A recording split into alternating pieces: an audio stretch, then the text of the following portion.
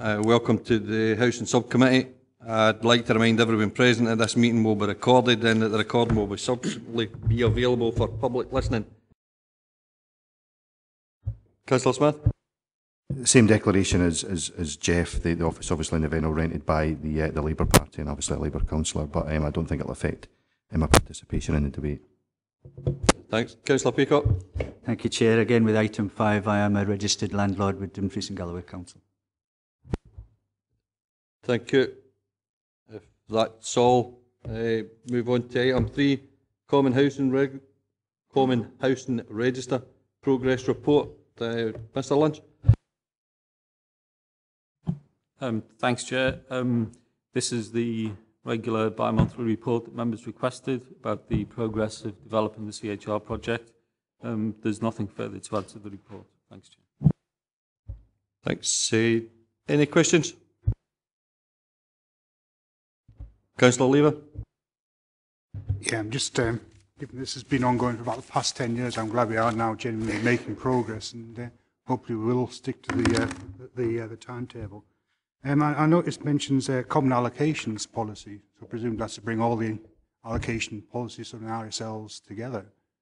Where are we at with that, given that there are quite significant differences in the point systems, etc.? Thanks, Chair. There's been quite a significant amount of work done in developing the kind of structures and the pointing regime that will oversee the common allocations policy. Once we get it to a stage where it's, we think it's in a draft that's potentially ready for consultation, it'll come back to the Housing Subcommittee as well as the individual RSL boards for agreement to go out to public consultation. One of the things that we need to do is get the IT system up and running to a stage where it can be trialled to make sure that the common allocations policy point system doesn't throw up any huge anomalies. So we need to get the IT system to a stage where we can test it. Once it's tested, we then bring it back to the Housing Subcommittee, and then there'll be a period of consultation. The RSLs have a statutory duty to consult with their tenants and those on the waiting list. And obviously, as the strategic authority, we've got a keen interest in it as well. So I'll be back to this forum for full consultation in due course. Come back, Councillor Lever. Just in the generality in terms of the allocations policy, obviously with the bedroom tax coming in, that's going to have a major impact on, I reckon, at least 2,000 households throughout the region.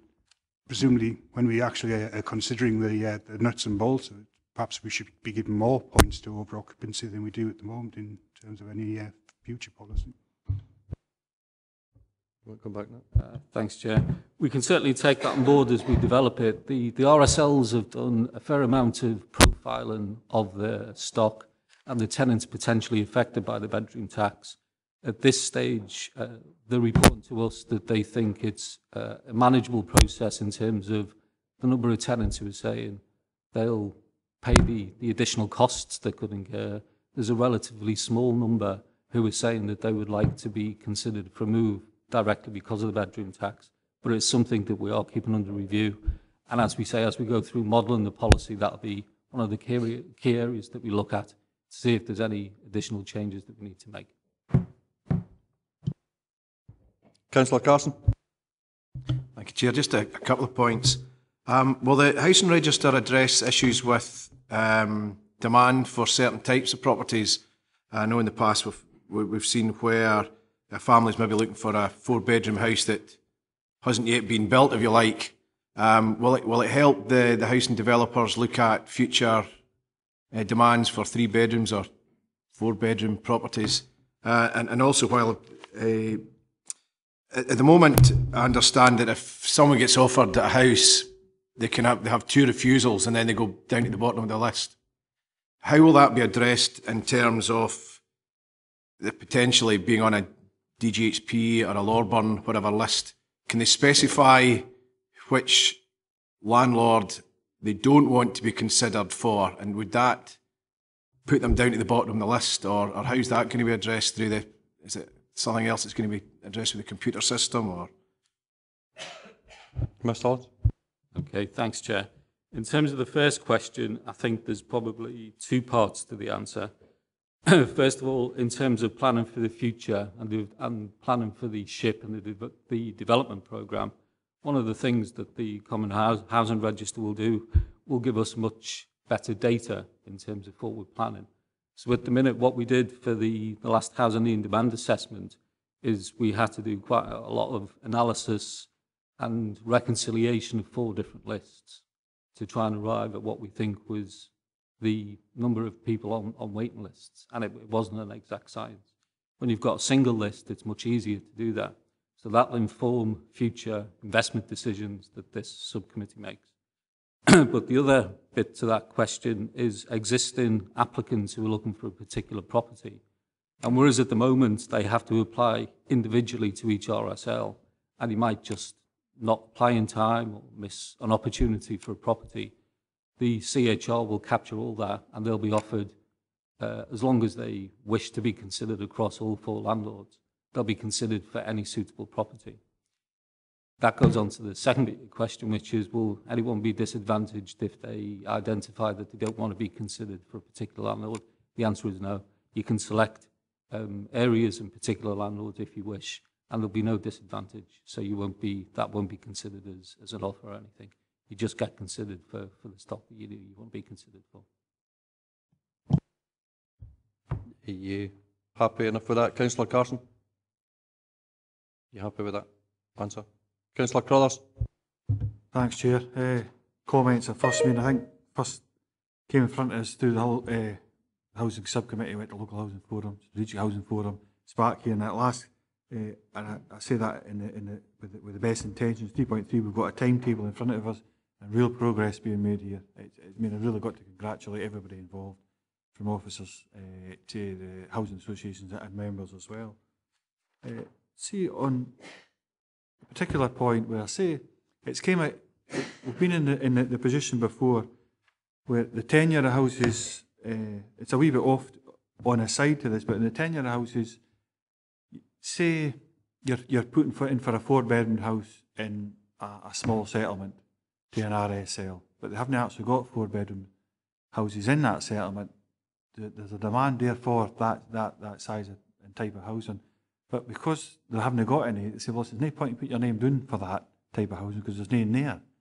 So you're left in a predicament in real terms on paper that you think there wasn't a demand in that area for that type of tenure, but in real terms there is. How do we get round about that? It's a scenario we've come up against before, so just so that we're aware of that, and I thought it means that there's a link there when it comes to a common housing register. Thanks, Chair. The way that the LHS is structured now, as members will be aware, is that it's based on the 6 housing market areas. So there's a lot of flexibility within that housing market area. So we're not in a situation where we say we don't see demand in that particular village or that particular settlement. We look at the whole of the HMA and then we develop projects that will meet that need. And then obviously we talk to RSLs and other partners about the best location for projects and availability of sites. But we wouldn't exclude a settlement on the basis that there is no current stock, therefore you can't demonstrate demand. The demand picture is built up on a much bigger scale than that, through the housing need demand assessment and the housing market area.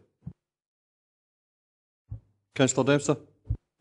Thanks, Chair. It's in the same point that Councillor Lever raised, and it's maybe an observation rather than a question, but there's a risk now that some social landlords will be disadvantaged because if you look at where I live, DGHP and Home Scotland inherited a huge number of 3-bedroom houses, and Lord Burn have specialised in 1-bedroom properties, and you can just see a gravitation going to these 1-bedroom properties at the detriment of the other social landlords. And it's how we address that over the long term that I'd be interested in. It's maybe not so much a common register issue, but it's something that we need to be aware of. Any come back, Mr. Lewis? Thanks, Chair. Yeah, it's obviously more connected to the ship and planning for investment in future. And one of the things that we need to do is make sure that the type and size and location of properties that are built through the ship meet current and future need. So we're aware of that. That's the need. We've got a good evidence basis now because of the housing need demand assessment that we commissioned 2 or 3 years ago, and that's fed through to the LHS, but it is something that will need to be refreshed and renewed. And obviously issues like welfare reform could potentially impact on that issue going forward. It's something that we're aware of, that we need to make sure that we keep on top of. With your indulgence, just come back briefly, Chair. This blows our ship out of the water, so to speak, because when we commissioned a survey, it was determined that there was no need for additional houses in Upper Nissel, among other places. But now there is a huge demand, there will very, very shortly be a huge demand for a specific type of property, and there will be an over-provision of what's currently 3-bedroom properties. So we maybe need to revisit the whole strategy because of the introduction of this bedroom tax.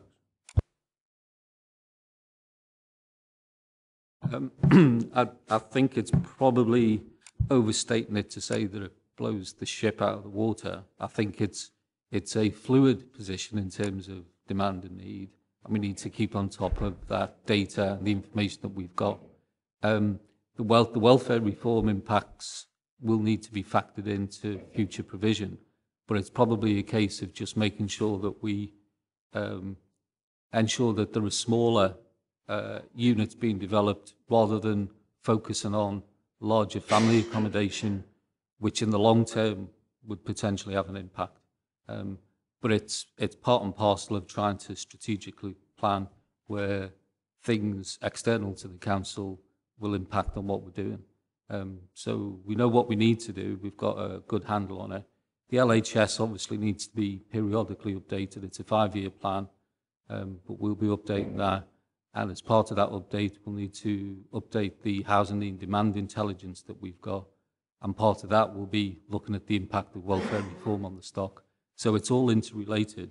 But at the minute, I think it's later on the agenda, the SHIP report, but I think the SHIP and the investment programme we've got in place does meet current and future needs, but there's enough flexibility in there to change as the information changes about what's needed to meet the needs of the households in the community. Mr. Chair, and I remember I said torpedoed and no blowing out the water because it'll sink. There's nothing sure. There's going to be a shift, and I think we need to look at that sooner rather than later. Yeah, I think Councillor Peacock. Thank you, Chair. As current policies stand with the RSLs, if an application is made for a property, and there's been issues in the past with that particular applicant, i.e. non-payment to rent off, or maybe an eviction in the past with that particular RSL, they have a right to refuse to progress that application. Going back to what you were saying in answer to Councillor Diggle there, how will that therefore stand once the Common Housing Register is set up? If an applicant applies and he has had problems and therefore the RSL was within its rights to refuse him in the past, does that mean that going across the whole board he will be refused from all the landlords? Broadly speaking, yes, but it would need to be dealt with on a case-by-case basis. But if an individual RSL has got evidence for either significant antisocial behaviour that resulted in an eviction or chronic rent arrears that meant that they were excluded, then the decision rests with that landlord, but they then share that with the other RSLs, and we'll have mechanisms in place to make sure that there's monitoring of that and make sure that each RSL is operating consistently across the piece. So it's around partnership working, making sure that decisions are transparent, but each RSL can make that decision. They just need to share that information with the other RSLs. You come back, Councillor Peacock. Yeah. Okay. So as in the past, that applicant has been able to go to another RSL and apply to them if one has refused them for whatever reason. So within this, you're saying that they still have a right to apply through some of the other landlords in the Common Housing Register as long as the information from the original refusal has been passed to the others. Yeah. That's one scenario. I don't think there's a single answer, unfortunately, because it needs to be looked at on a case-by-case basis. It could be a situation where the history of the applicant has presented so many difficulties that there is a decision made to exclude them from applying for any RSL accommodation, or there could be shades of grey within that, depending on what the nature of the problem was. So there isn't a single answer. I think the key is making sure that we have the decision-making structures in place to make sure it's transparent and consistent, and that everyone's been given equal access and everyone's been treated the same. So that's the way that we deal with it, but there isn't one answer to that. It depends on the nature of the problem, what happened, what the history is, and then there needs to be a kind of consensus decision on these cases. And through the work that we've done with the CHR and the steering group, one of the key strengths of it is that kind of joint work and then the partnership between ourselves and 4 RSLs, and obviously any other RSLs that come online in future, because other RSLs could become part of the CHR. So it's making sure we have that decision-making process in place and it's transparent, rather than saying there's a right and a wrong answer to every case. Councillor Smith? Thanks, Chair. I just want to come back to a point that Councillor Lever and Dempster raised, which is obviously going to be the impact of the bedroom tax and the issue of partnership working. I hear what Mr Lynch is saying about the fact that RSLs have said that they've done a survey of tenants and they've indicated how many people have said that despite the bedroom tax, they'll continue to pay the shortfall, if you like. And certainly when the Labour group met with DGHP and also met with Lord Housing to discuss welfare reform, that was one of the messages we got. But I think there's a difference between saying you'll pay the shortfall and the reality, which is going to hit families come April, of trying to basically balance their budget when other benefits are also being reduced. And we've got a real fear that people with the best intentions, even though they've stayed in the property for a long period of time, will wish to stay there and will wish to pay the shortfall. A number of families will obviously be hit, or a number of individuals will be hit by the bedroom tax and may find it difficult to actually pay that shortfall and find themselves getting into a position of rent arrears and so on. And I just wonder what work is taking place between the RSLs and how we're going to manage somebody transferring from a 2-3 bedroom property into a smaller property. Will they be working across the RSLs? I mean, I know that we met with DGHP, they indicated some people will have to be effectively made a special case, if you like. Instead, they may not be at the top of the house unless they get a 1-bedroom property, because the bedroom tax will make them a special case. Will they be able to effectively transfer from one social landlord to a 1-bedroom or 2-bedroom property with another social landlord? Is there going to be, if you like, special cases across RSLs to try and manage the impact of the bedroom tax? Mr Lynch? Thanks, Chair. Certainly once the CHR is up and running, and if we've got provisions for that prioritising under occupation in the situation that you've described, where it's an issue around the bedroom tax, that should be a possibility, so somebody could ask for a transfer quickly. The other thing to look at it in the short term is to make sure that mutual exchange arrangements are in place. So potentially you could have a DGHP tenant who needs to move to a smaller property because they can't afford the additional costs, making sure that there is good communication between them and a tenant in Lawburn who needs that larger property, and so they can have an exchange between RSLs.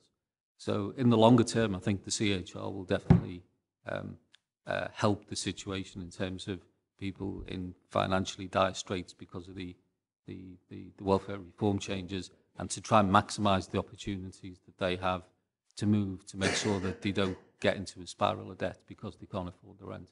But obviously, to some degree, it's a new area for all of us, and we're trying to kind of plan and forecast to see what happens. I think the approach that the RSLs are taking so far has been the right approach. They've tried to get as much data and information about tenant circumstances and tenants' wishes as they can, and they then need a range of options to try and help as the situations unfold. In terms of the CHR, I think it will definitely be of a benefit because there'll be more flexibility between RSL lettings than the current. Councillor Geddes? Well, I would put it to you, Chairman, that we're well and truly off the point today. This report is quite clear, quite concise. It's a progress report on the implementation of the Common Housing Register. I would suggest that points which have been raised, valid, pertinent and important as they are, would be better, in my view, being the subject of a proper structured report. And if you go to box 3 at the bottom of page 3, you'll see there, core structure and key elements of draft common allocation policy are agreed, they're already agreed, Chairman, and will be subject to detailed consultation with all stakeholders. Now, I would suggest that this council and this committee, subcommittee in particular, are a stakeholder in the capacity of Strategic Housing Authority. And I would like to think, in fact, we can get a report back in early course, dealing with the various issues, in fact, which have been raised today on an ad hoc basis. I think it's of sufficient importance we do exactly that, because what we're talking about here is something else being interponed into the process, and that is, in fact, the issue of welfare benefits reform. And I would suggest, in fact, that we should be looking for a further report on the implications of that in relation to the proposed common allocations policy at the next meeting of this subcommittee, if it's possible to arrange it, or if not, as soon as possible thereafter, sir. And that way we can discuss it in a structured fashion and finish up, better informed as a consequence, and take, I would suggest, with the greatest deference, more valid and more pertinent decisions. Yeah, Mr. Lynch, could that report come to the next one, or how soon could we have it? Yeah, happy to ensure that the CHR update report concentrates on the issues that Councillor Geddes raised. In terms of the timing, obviously the next committee is in early March. I'm not sure we'd have the common allocations policy developed to a point where we can have an informed debate, but if it's not March, then it'll certainly be the subsequent housing subcommittee. So within the cycle of the next two committees, members will have the report as outlined by Councillor Geddes. Councillor Geddes? Thanks very much. That's helpful, Chairman, but given the importance of this issue, I would suggest that it perhaps justifies a special meeting out with the normal meeting cycle, albeit perhaps for a one-item agenda, because it is an important issue. I'm not disputing that for a moment. All I'm saying is that today, we're not in a position, to really do this subject justice, the justice that we should, in fact, be doing it. Thank you. You would say you wouldn't have it ready for March. Would it possible to be April, considering the next one would be May? We'll just comply with members' wishes, and we'll get the report ready as soon as it's ready. We can see if we can get if it requires an additional date in April, for example, then we'll see if we can facilitate that. That's not a difficulty, Chair. Yeah, thanks. Councillor Geddes again. I'm very much obliged to you, Chairman. I would find that acceptable. Thank you. Councillor Crothers.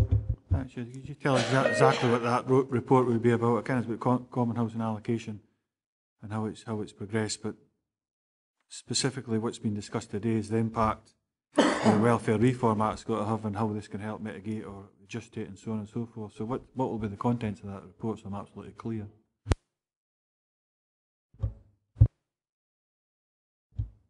Yeah, as I understand it, Councillor Geddes would like to have a report on what the Common Housing Register would do to alleviate the bedroom tax that we've been discussing today. Councillor Geddes? Not the register, sir. As far as I'm concerned, the register would not, in fact, do that. I'm talking, as I said earlier, if you look at box 3 at the bottom of page 3, the core structure and key elements of the draft Common Allocations Policy have been agreed and will be subject to detailed consultation with all stakeholders. The point I'm making is that I would like to see that brought forward insofar as possible in relation to this subcommittee representing the Council as Strategic Housing Authority.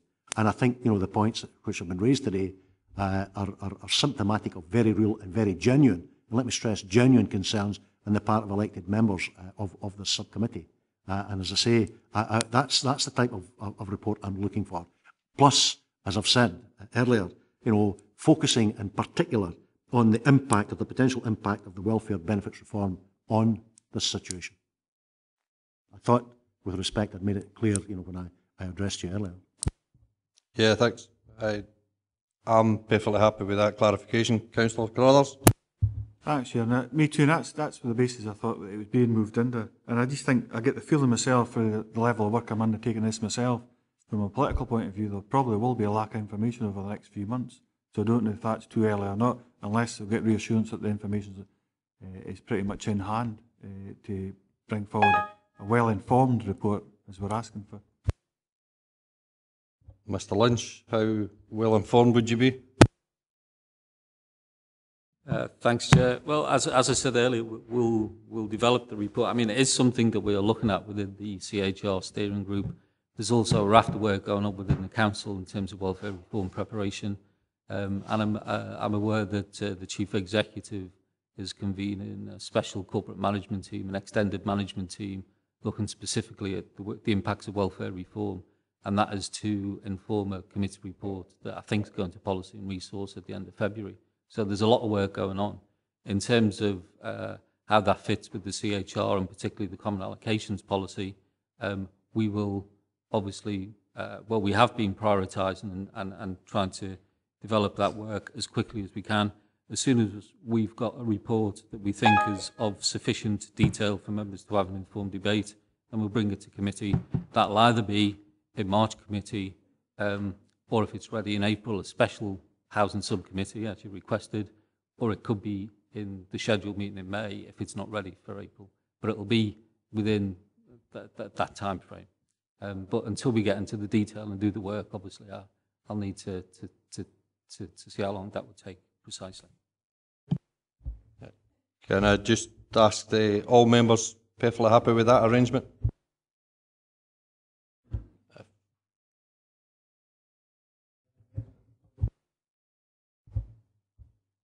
Yeah, we can make that an extra recommendation. Yes, if that's acceptable to the subcommittee, sir, I have no compunction in moving that as a 2.3 recommendation. Yeah. If we move to the recommendations now, can we happy to 2.1 note the progress made in taking forward the Common Housing Register project? Councillor Gay? Can I say, sir, standing the remarks that have been made earlier about the real meaningful progress we're making in this at long last, can I suggest the insertion of the phrase note and approve? Credit where credit's due, after all. Members perfectly happy with that addition?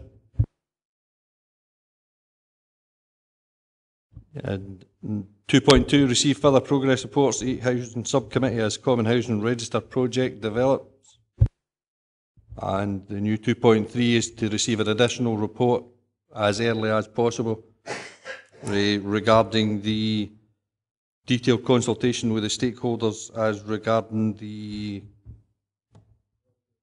welfare benefits. Thank you, Councillor Collins. The welfare benefits and bedroom tax. All agreed with that one? Thanks very much. If we move on to item 4, it's the Dumfries Town Centre Pilot Housing Regeneration Area. I believe Mr O'Neill is dealing with this one. If you any update in the report, Mr O'Neill? Yeah, thanks, Chair. It's just to advise members there's a discrepancy between section 3.3 in the report, where the report says we received 36 consultation responses in response to the questionnaire that was sent out. The appendix says 40 responses were received. The actual number received were in fact 40, and some were received quite late in the drafting of the report, and the report wasn't updated to reflect that. So the actual number was 40. Yeah. Thank you. Any questions? Councillor Smith? Thanks very much, Chair. Obviously, I'm going to rehearse the comments I made when we discussed the draft, and my concern that it doesn't necessarily maybe go as far as I think a lot of people would like to have seen. A lot of the funding's obviously re-announced funding from previous projects, and I think to really make a difference, it would have been good to have seen a lot more investment. But I certainly welcome the actual action plan and a lot of the projects there. Can I touch on one or two specifically within the action plan? The first one, obviously, action number 1 makes reference to a grant scheme being introduced, and the target date given is January 2013. Now, obviously, that means Jim and his team have got 2 days to introduce that scheme. When realistically are we likely to see that scheme being up and running? I think it sounds like a very positive initiative, and I think the sooner rather than later. And if you can get it done in 2 days, great. But realistically, when will we see that being introduced? I think the addition of the action, which is obviously mentioned in each section, first of all, in action number 15, the use of the actual powers given to the council by the Housing Scotland Act, I think that will be something that will be welcomed by people. I think that one of the biggest criticisms we get is the failure of the council to actually use some of the powers, not just in terms of housing, but in terms of commercial property. We don't do an awful lot of enforcement. In fact, we do very little enforcement in terms of the state of some of our properties, particularly in Dumfries Town Centre, in comparison to other councils. who have got quite a vigorous enforcement regime, and I think that it's something that we need to increase considerably as a council. And I suppose that comes back to the issue that's been raised time again about the update and where we are with the derelict property strategy with the council. I don't think we've really had much information on that, but certainly that's an action that I welcome, and I'll be keen to see the progress reports that we get on how we're actually using those powers in the months ahead. In terms of a number of the other proposals, action point number 14, I think if we look back at the minutes of the meeting in September, we asked for a report to go to the relevant committee on where the council was with the Shopfront Improvement Initiative. I've certainly never seen that going before PH&E, and that was a budget announcement by the administration of £400,000 about 2 years ago now, I think, and so far we haven't actually seen that scheme getting up and running, so I'd be keen to know if we're actually going to see that happening in the near future. In terms of point number 19, it would be quite good to get an update on where we are with the properties. I appreciate it's an RSL that's taking this forward, but obviously with a substantial amount of council funding, obviously the announcement was made that a decision was effectively deferred by, I think, 28 days, if I'm right, and those 28 days would have expired at the end of December, I would have thought, so we probably should have seen something coming from the Scottish Government or Historic Scotland by now, and I just wonder if we can get an update on that particular project and whether it's actually going to be taken forward or effectively called in by the government. And just on that issue, there was another property in Friars Vennel across from 51 to 53 that came to the council for planning permission, and I think was objected to by SEPA. I don't want to get in a debate about planning, but obviously I'd be keen to know where we are with that. I think the council passed that plan application, and now it'll be with the Scottish Government to see if that's been taken forward. So it'd be quite good to get an update on where we are with that particular project. And I think you'd be pleased to know, Chair, that's all the points I've got to raise. Thanks, Mr. O'Neill. Yep, thanks, Chair. I'll try and go through them point by point. In terms of the grant scheme, we hope to be basically making that available pretty much right away. A lot of pre-work's been done with owners as part of the consultation process. So we're aware of a lot of the disrepair issues out there, and a lot of property owners and private landlords, you'll see from the consultation responses, actively participated in that process. So at the moment we're tidying up the paperwork that's required to administer the grants, but we'll be looking to get them up and running within the next week or so. We would start to make them available. In terms of enforcement and the use of enforcement powers under the 2006 Act, it's become clear again as part of the consultation process and talking to people locally that unfortunately there are a small number of property owners and landlords out there that don't seem to want to engage with the regeneration process. So we felt, following discussion at the last Housing Subcommittee and in light of our practical experience in the regeneration area, that it was appropriate to add that as an action because it could be perceived as an imbalance locally if some people are cooperating while others aren't, and we're not dealing with the people that aren't. In terms of the shopfront scheme, our understanding is that there will be a report to the next Planning, Housing and Environment Committee, updating members of that committee about how that scheme will be implemented. And in terms of the inclusion in this action plan, we've consulted with Jason Sayers, and he's agreed that there could be a small-scale targeting of this initiative within the housing regeneration area. In terms of Friars Vennel, the consultation period with Historic Scotland was extended because it fell within Christmas and New Year, basically, and that planning application is due to be determined by the end of this week, and we haven't received any indications from Historic Scotland or the Scottish Government that they intend to call in that application, though it is still possible, and we believe that they have until Friday to do so. In terms of the other property referred to at the bottom of the Vennel, it's slightly different. The process that's followed there is it's a notification to the the Scottish Government because SEPA objected to the application.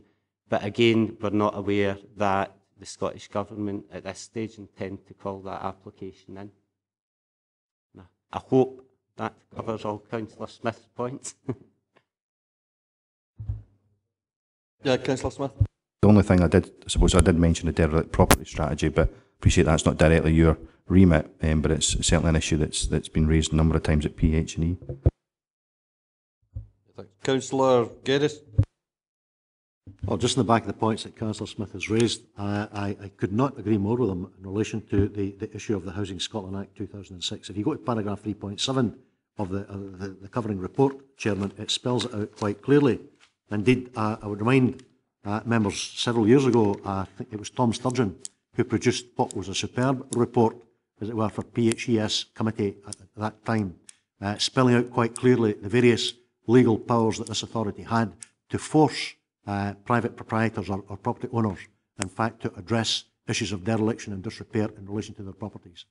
I personally think that, I'm not sure if the 2006 Act was extant and enforced at that time, but again, without wishing, as it were, to create work for our officials, I think the time is now ripe, as it were, for a further report along these lines and perhaps, if necessary, an update in relation to that report. Because quite frankly, Chairman, we've shilly-shallied about over the last number of years with our derelict property strategy, and we've done nothing meaningful, in my view, about it.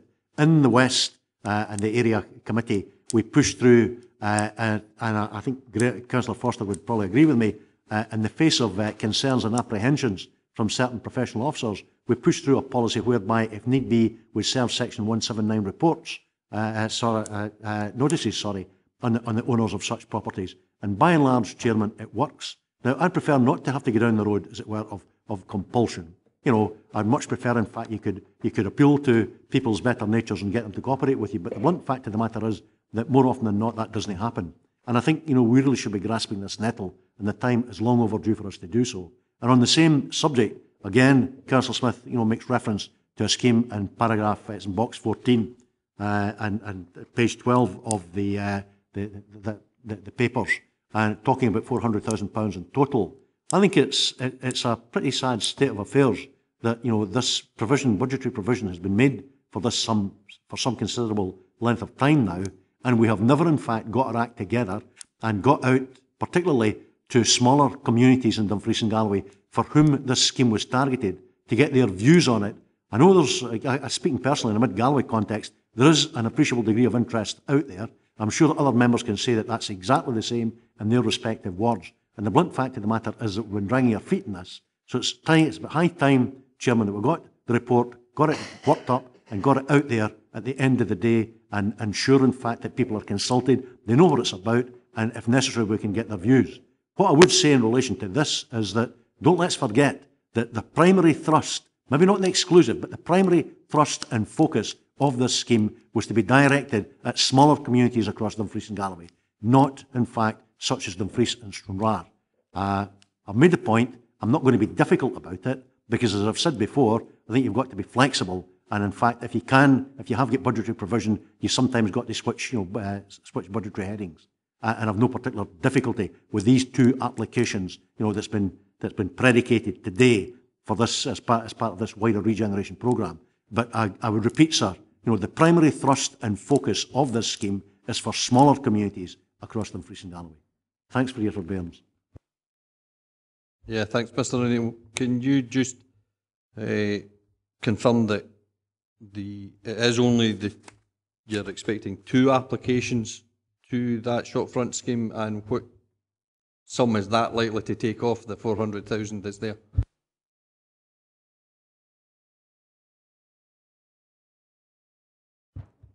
Yeah, thanks, Chair. Yes, it's a very precise figure. It's 2, and it's been limited to 2 because of the issues that Councillor Geddes has raised. I think the original decision of the Planning, Housing and Environment Committee was that it was primarily focused on more rural locations, and that small target is a reflection of that, and we anticipate it would be around £10,000 of the 400,000. So we hope it's not too much of a drain on it. Yeah, thanks. Can you also update us on how soon we could get an updated report on the enforcement powers and an updated report on the shopfront scheme that we were just referring to, that was originally the 400,000? Thanks, Chair. My recollection of the report that was produced by Councillor Tom Sturgeon was that it wasn't solely focused on housing. It was a much wider discussion about how the council could use its whole range of statutory powers. And my recollection is that that report, because it wasn't just focused on housing, was presented to the Planning, Housing and Environment Committee rather than the Housing Subcommittee. So I think if that's what Councillor Geddes is referring to, then that request needs to go back to the Director, because it covered commercial properties, residential properties, industrial properties. So it was a much broader range of issues than are considered at this committee. And in terms, I think you asked about the shopfront initiative, just as part of the consultation in relation to this report, we've been made aware by our Director and Jason that they intend to take a report to the next Planning, Housing and Environment Committee to update members on how it will be implemented across the region. Yeah, thanks. Councillor Peacock. Thank you, Chair. First of all, I'd just like to echo the sentiments of Councillor Geddes and Councillor Smith on the shopfront initiative. It was discussed at the last subcommittee that we had here, and we are waiting for this report to come forward. On that as well, I have at least 3 applications in my own ward on this particular scheme that have not been taken forward. I've contacted Mr. Sires on numerous occasions to see when this particular scheme is going to be implemented, because it was put out to the rural communities, and that, as it states, is what it was primarily for. But it seems to be going nowhere, so I would really like to encourage that report coming forward and actually see if this scheme is actually going to get off the ground and get moving for the rural areas that it was meant for. Secondly, it's just on Appendix 2 there with regard to the responses there. I see there's 115 surveys were sent out to the local tenants and none received back, and I find that quite disappointing, considering it's a major regeneration of the area that these tenants live in, and I just wondered if there's any particular reason for that. Mr. O'Neill. Thanks, Chair. Part of the reason is that the consultation exercise took place in the run-up to Christmas, and unfortunately we think probably the questionnaires formed a small part of big amounts of mail going through people's letterboxes at the time. That's part of the explanation. Another part of the explanation is that a lot of the private lets in the housing regeneration have got a fairly transient resident population, and that's one of the difficulties that we're hoping to tackle through implementing the Regeneration Action Plan. So what you'll see is there was a relatively poor response from tenants in the locality, but quite a good percentage response from both property owners and private landlords. But we hope that through the work that we undertake over the next 2 or 3 years, it will be that we actually do a lot more to engage local residents and get them involved in the process. There was quite a good turnout, for example, to the Sustrans participation event at DG1. But really what we need to do over time is build up the confidence of local residents and try and get them to participate fully in this work.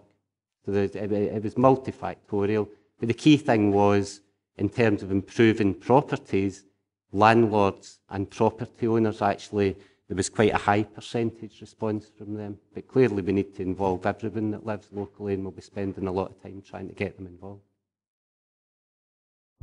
Councillor Carson. Yeah, I think my point is probably covered. We're looking at Dumfries Town Centre regeneration, but I think we really need to push on the shopfront schemes for the rural areas and be a bit more proactive and get in businesses to come forward to apply for it. I understand you were saying that we understand that's coming forward at the next PHES meeting. Yeah, thanks. Councillor Smith. Don't want to sort of get involved in saying, well, let's go back to Dumfries Town Centre, since that's what the report's been on, but I think that the point that was made about the derelict properties issue not necessarily just being a housing issue is an important one. I think that, I don't know if we can make a recommendation that PH&E get a report on that, because it does go beyond housing. The biggest issue I get about derelict properties in my ward is not necessarily housing. It tends to be commercial properties, and the reality is where the council does take action, it does have an effect, and very often that action is just a letter.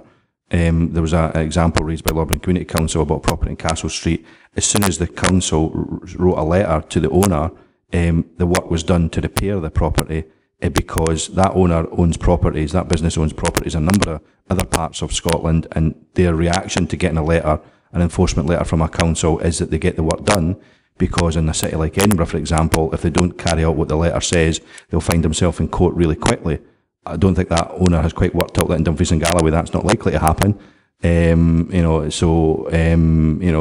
did carry the work quickly because of examples elsewhere. So we do need to actually up our game considerably when it comes to derelict properties, and I think that's a wider issue than just housing, and that's why I think it's important that report goes to PH&E as soon as possible. Yeah, I would quite agree with Councillor Smith. It's that report is important, and I would be perfectly happy to request that goes to PHES as soon as possible. Councillor Lever. Yeah, I think Appendix 1, the column headed when, I'm not quite sure this is when it's going to start or when it's going to finish. I think if anything that the previous report on the column housing register exemplifies is we do need to have a timetable for all of these schemes to actually start and be completed, rather than just leaving them hanging loose as it is at the moment. If you look at Action 3, for example, it's got when, September 2014, and then the performance measure is 8 new build properties constructed by May 2014. So, even those dates don't marry up. So I do think we need to have a start date and a completion date, and then we can actually monitor progress throughout that period. Yeah, Mr. Neal, is that possible to come up with a tighter timetable regarding where we are, when we are, and so as we can monitor it? Yeah, thanks, Chair. The different target dates probably reflect the different actions involved, but I think maybe the best way to address Councillor Lever's concerns is a bit like the way we've approached the Common Housing Register, and come back with regular update reports in relation to each of the actions. And then that way members are able to properly scrutinise what we're doing.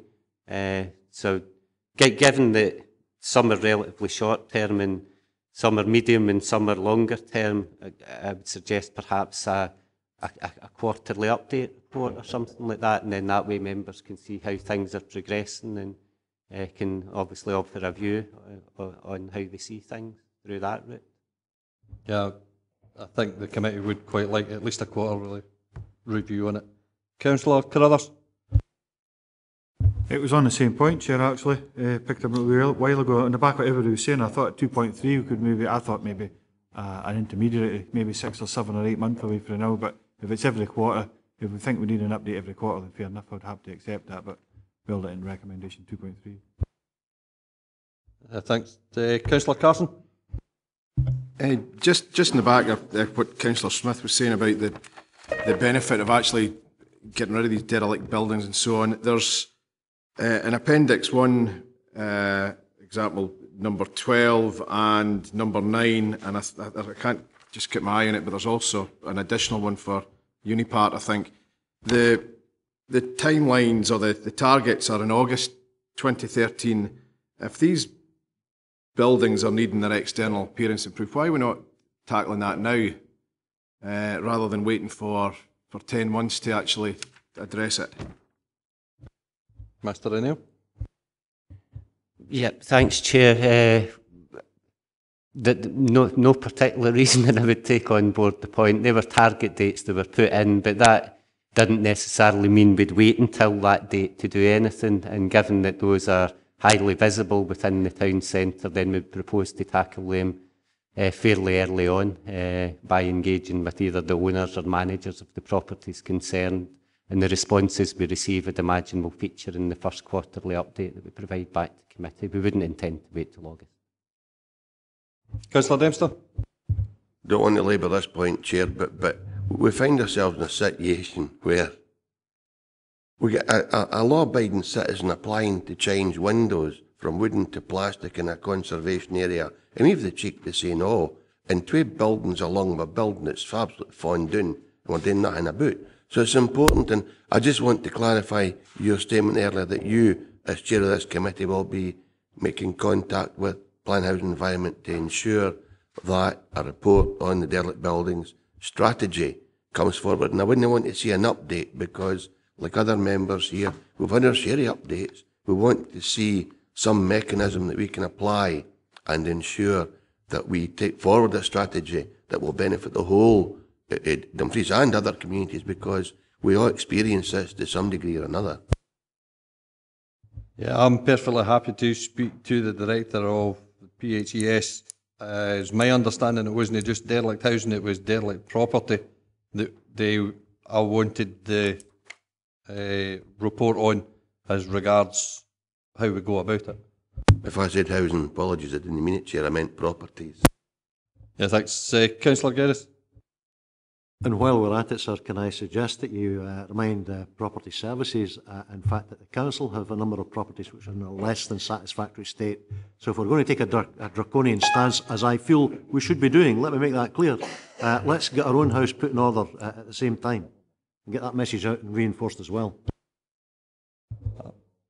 I'm perfectly happy that if we're going to be enforcing it with other building owners, that we should be enforcing it upon ourselves as well. If there's no other questions, can I just ask for a kind of summary of the decisions that we've taken before we go to recommendations, please? Thank you. In addition to what's there in recommendations, you've asked for regular report updates in relation to the actions in the Appendix 1, probably quarterly updates. You've asked for a report on derelict building strategy to be taken forward by PHE, and for property services to be reminded about the state of their own buildings, so the council can lead by example. Okay. Yeah, thanks. If we turn to recommendations now, obviously 2.3 will be to receive a report quarterly describing the outcomes that have been achieved, lessons learned, and the implementation of the action plan. To return to 2.1, are members happy to agree to implement the draft action plan as attached in Appendix 1? 2.2, are we happy to note the responses to the consultation exercise that took place with local residents and other stakeholders? And are we happy to agree the amended 2.3 to receive a quarterly report describing the outcomes that have been achieved, lessons learned, and implementation of the action plan? Thank you. If we turn to item 5, registration of private landlords. Mr. O'Neill, I think you're up again. Anything further to add to the report? No, thanks, Chair. Nothing to add to the report. I think it's fairly self-explanatory. Any questions?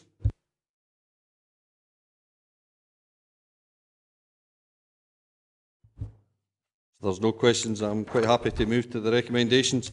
Are members happy under 2.1 to recommend that full council the current delegation to officers of all decisions in relation to the fit and proper person test for landlord registration is removed? 2.2, where incomplete applications are received, the decision to refuse registration is delegated to officers. 2.3, where minor concerns are identified, officers are delegated to negotiate a mutually agreeable solution that will allow the landlord to be registered. And 2.4, where there are significant concerns that a landlord can be considered a fit and proper person, that this decision should be referred to the licensing panel for determination. Thank you very much. If we move to item 6, the Strategic Housing Investment Plan 2012-13 to 2014-15. Mr. Lynch, have you anything to add to this report? Thanks, Chair. Just a slight typo in recommendation 2.4. There's a an erroneous word. The word endorse should not have featured in the report, so apologies for that. So that recommendation should actually read to support DGHP's bid. Nothing further to add in terms of the content of the report, Chair. Thank you. Thank you. Members, any questions? Councillor Carruthers. Thanks, Chair. I'll only bring it up because it was raised earlier under the Common Housing Register, and just to make sure, as these come, there was 2 points that were brought forward, and I think you covered one of them in regards to if it was a 4-bedroom house needed in a particular area under a local housing strategy and such like housing needs demand assessment, it would be covered. But see the bedroom tax, just to make sure we're building the right types of new development, new buildings, new houses. That is there any, will the potential influence that the bedroom tax may have on that, will that influence what we actually build in the future for here on in? Thanks, Chair. Simple answer is yes, it needs to. I mean, the HNDA and the LHS had already identified a need for smaller units based on the current supply against demand. That drive for smaller units of accommodation is obviously going to be increased by the impact of welfare reform, the bedroom tax. And we're currently in active discussions with the developing RSLs about how they profile their programme and bring forward smaller units. And it might require change of policy from internally within some RSLs who have to date not routinely developed 1-bedroom units. I think that's something that we clearly need to look at and will be taken forward through this programme, through the SHIP programme. Councillor Lever. Yeah, that was in part my question. The other one is the in 3.9, the Scottish Government and the development of off-site construction techniques. Are we talking about sort of prefabrication and kit homes in this aspect? Mr. Lynch. It could be, yeah, it's a range of new technologies, and what they're interested in is obviously reducing the cost of construction and increasing the environmental credentials of the eventual building. So it's twofold. And the vast RSLs and anyone else competing for the pot of money to demonstrate how they'll do that. DGHP have made initial application, and it needs the strategic support of the council. The feedback that DGHP have had to date is that their projects were well received in terms of the first phase of assessment, because they're actually going for the gold standard, which is the highest standard that can be achieved.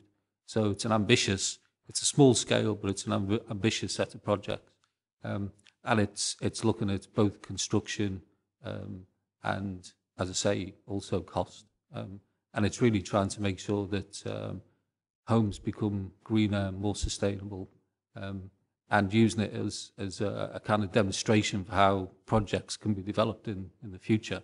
So you start small, you see what works, what doesn't work, and then you build on those successes. Councillor Peacock.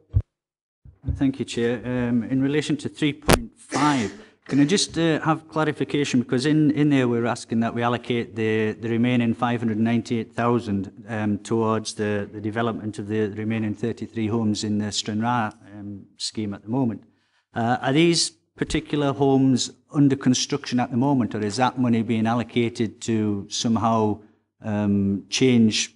Because I understand that we're looking to change use from an outright sale into a rentable property. So is that money just allocated towards the completion of the construction of the new build, or is it in some way going to change the properties to better suit the rented market? And secondly, on 3.9, can I have a commitment from officers that the council would support, as the strategic authority, bids into this fund from private landlords? I ask this because in Annandale and Eskdale we already have a development at Dormant Estate that is built to gold standard in energy efficiency and is certified passive as standard, and to which Dumfries and Galloway Council already have nomination rights over 4 of the properties. And these properties are actually already classed as Scotland's lowest energy affordable homes. It seems that private landlords are not being supported in these schemes, and grant monies seem to be tabled towards the RSLs, and I'd just like some sort of commitment from this council that we would certainly support applications to that scheme from private landlords as well. Mr. Lodge? Thanks, Chair. In terms of the first question, the 33 units are part of the existing master plan for Stranraer, and they're part of the build programme.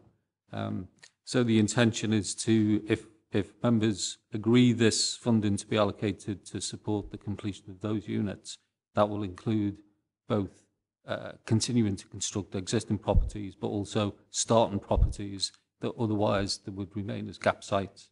There is no intention to change the layout or the space standards because DGHB build to a good quality standard anyway, and there is no need to change the internal layout or anything of that nature. It's basically just dealing with the lack of demand through a combination of factors for outright for sale properties. Members will be aware of the difficult economic times that we're in, the fact that lots of people can't secure mortgage finance, but that doesn't take away the demand for the properties. So what we're looking is to try and deliver different products that will still meet the demand from those households who still need the houses but can't get a mortgage.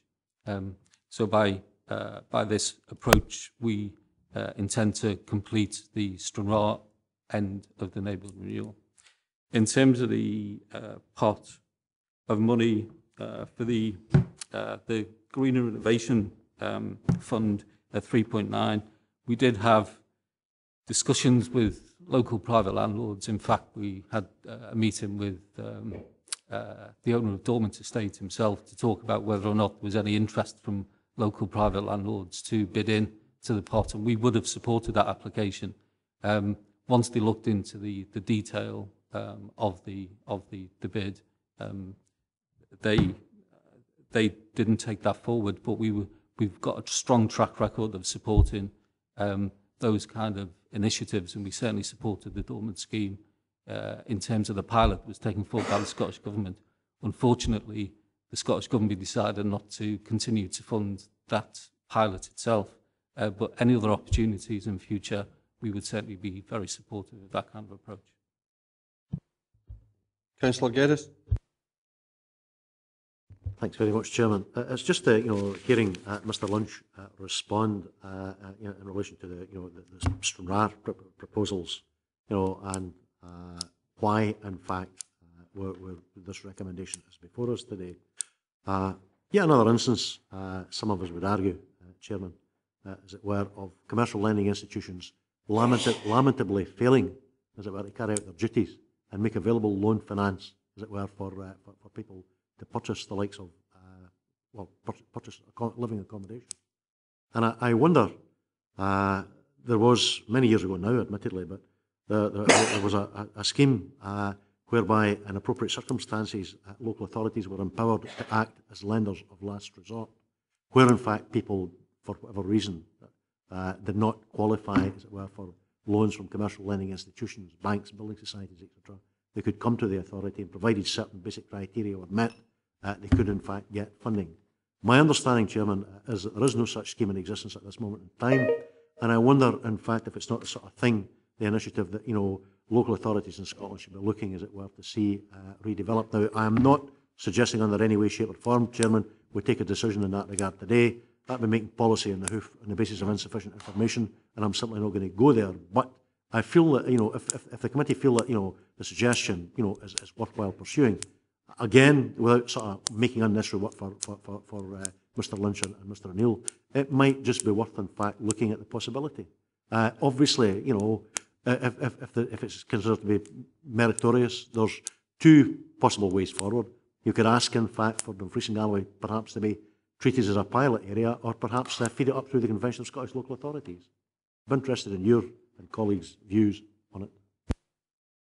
Mr. Lynch? Thanks, Chair.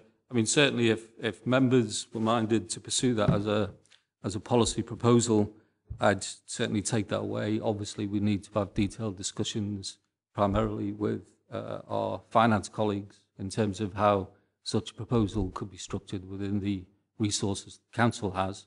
But if members are minded that that's a policy area they wish to develop, I'll certainly take that away and see what we can do. obviously I couldn't give a snap advice on whether or not it was feasible. Ultimately, it comes down to the council's financial resources, the risks, and whether it's an area of activity corporately we'd look to get into. Councillor Geddes. I'm grateful to Mr Lynch, sir, for the positive response. Perhaps, being a bit naive and simplistic, I wasn't looking at it purely from the council's, within the parameters of the council's own resources. I was hoping, ever the optimist, that perhaps we could get, if it were chosen, if this region were chosen as a pilot area, perhaps get some additional funding allocated from the Scottish Government. But as I say, I feel, and again, I'm not trying to deflect the consideration of the report before us today. I feel it's an option which is worthwhile looking at, and I would move accordingly. I'm certainly happy to second that we asked Mr Lynch and his team to go away and investigate whether it is possible to bring a report forward on that. Councillor Carruthers. Chair, I would agree with your last comment, and I would support you in that as well. See, I think it's about 18 or 19k per dwelling for recommendation 2.2, which I'm absolutely happy with. But it comes back to the point what Councillor Geddes is bringing up. That might have been a deposit. But it kind of were originally for the open market. It might well have been a deposit. Even better if we get a pilot scheme set up for future, which will encourage more new build to Dumfries and Galloway that the Scottish Government would support. Because these were going to be for the open market, will there be a right to buy clause for the tenants, or is that excluded because we're supporting them through this mechanism? Now they're for mid-market rent, but because they were on open market, will a right to buy clause be there, or is that not there? The right to buy provisions are not relevant. They'd be developed now for mid-market and social rent. So the right to buy provision would not be part of it. The original proposal for the outright sale was that the developers were offering the properties to the market direct, and obviously that's not happening. The right to buy provisions would be exactly the same as they would for any other property, and there's cost floor ceilings, and obviously there's exclusions for the right to buy currently in operation anyway. So we don't think it's a particular issue in this case. If there's no other questions, move to recommendations.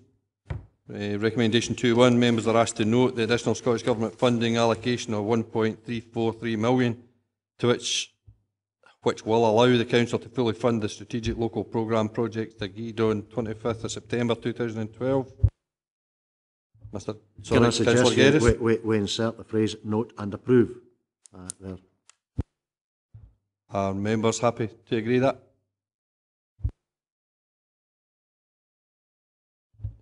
Recommendation 2.2, agree to apply the balance of the funding of 598,000 to support the delivery of the remaining unfunded homes in the Stranraer Neighbourhood Regeneration Programme, noting that this will see the completion of the programme in Stranraer and will have delivered 222 new homes. 2.3, agree the slippage projects attached in Appendix 1, which will be prioritised for investment if the Council receives further funding as part of the 50 million additional funding announced by the Scottish Government. 2.4, to support Dumfries and Galloway Housing Partnerships bid under the Green Innovation Fund as detailed in paragraph 3.9. And the extra recommendation to ask Mr Lynch and his team to investigate the possibility of becoming lenders of last resort under certain criteria.